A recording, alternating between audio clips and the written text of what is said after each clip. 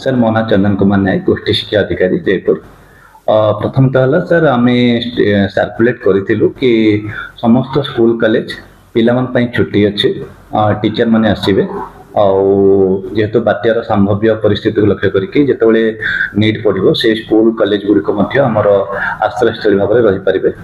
बाकी रहा जो पिला क्लास कथा से स्ट्रिक्टली बंद थी मना था आदि कौन आज सका आपंकर न्यूज पाइबा आम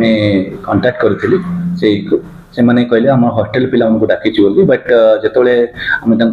बारण कलु मना कलु से स्कूल बंद करते स्कूल तो नुहे कॉलेज हायर सेकेंडरी कॉलेज विद्वान कॉलेज देन आम मुझे विजिट करी विजिट कलापर से बंद थी एक्चुअली गत काली न्यूज मो पाखे ना तथापि मो विषय प्रिंसिपल को रिटर्न स्टेटमेंट मांगी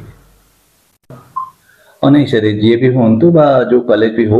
जदि नियम उल्लंघन करी क्लास चली आम रिटर्न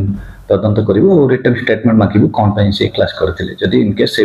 परिस्थिति आसी था स्कूल ओपन थी कौन कौन एमती परिस्थिति आसला आप स्कूल ओपन करते कहीं आमको जन नथिले से विषय कलेक्टर ऑर्डर है जदि से रखि स्कूल खोला रखि कौन सी क्लास रखि आम रिटर्न स्टेटमेंट मांगू।